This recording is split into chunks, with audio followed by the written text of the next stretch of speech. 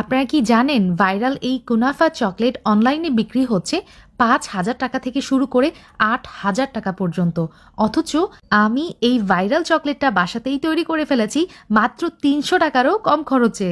তো বুঝতেই পারছেন এই নামি দামি চকলেটের স্বাদ এখন কিন্তু আপনি বাসাতে বসেই পেতে পারেন। আপনার প্রিয় মানুষের জন্মদিনে অথবা বিবাহ বার্ষিকীতে অথবা কাউকে গিফট করতে চাইলে এটা কিন্তু পারফেক্ট একটা সারপ্রাইজ গিফট হতে পারে। তো আর কথা বাড়াবো না, সরাসরি চলে যাচ্ছি আমি আমার কিচেনে।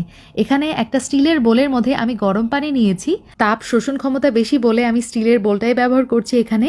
এখন আমার লাগছে হোয়াইট চকলেট। আমি এখানে 1/3 কাপ ব্যবহার করেছি। কেক তৈরির ইনস্ট্রুমেন্ট যেই দোকানগুলো থেকে আপনারা সাধারণত কিনে থাকেন সেখানেই কিন্তু খোঁজ করলে এই হোয়াইট চকলেট মোল্ড আপনারা পেয়ে যাবেন।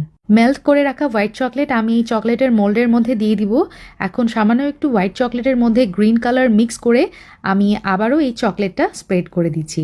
আবারও সেমভাবে হোয়াইট চকলেটের মধ্যে ইয়েলো কালার মিক্স করে আমি চারিপাশে একটু স্প্রেড করে দিলাম। খেয়াল করেছে নিশ্চয়ই আমি কিভাবে এই কাজটা করছি।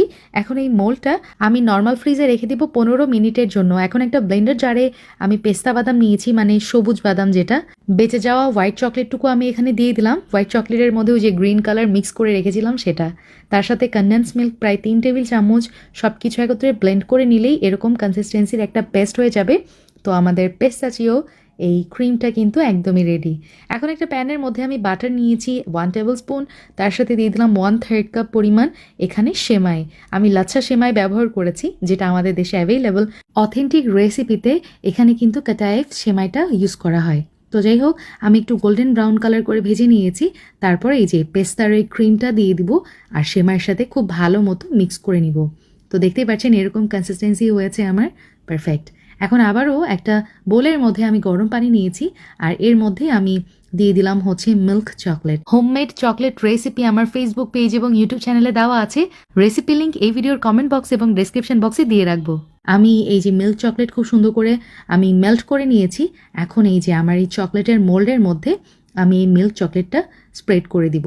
একটু ইভেনলি করার চেষ্টা করবেন আর এক্সেস যেটা বেঁচে যাবে সেটা আবারও বোলের মধ্যে নিয়ে নেবেন। তো দেখতে পাচ্ছেন আমি চারিদিকে কাভার করে নিয়েছি, হয়ে গেছে।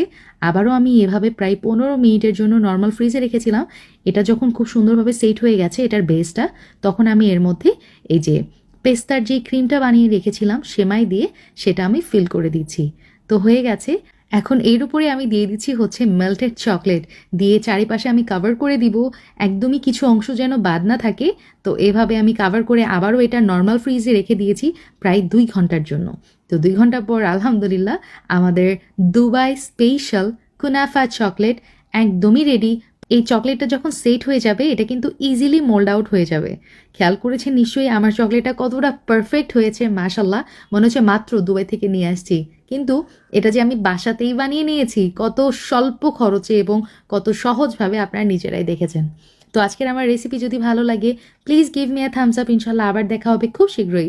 সেই পর্যন্ত সবাই ভালো থাকবেন। আল্লাহ হাফেজ, আসসালামু আলাইকুম।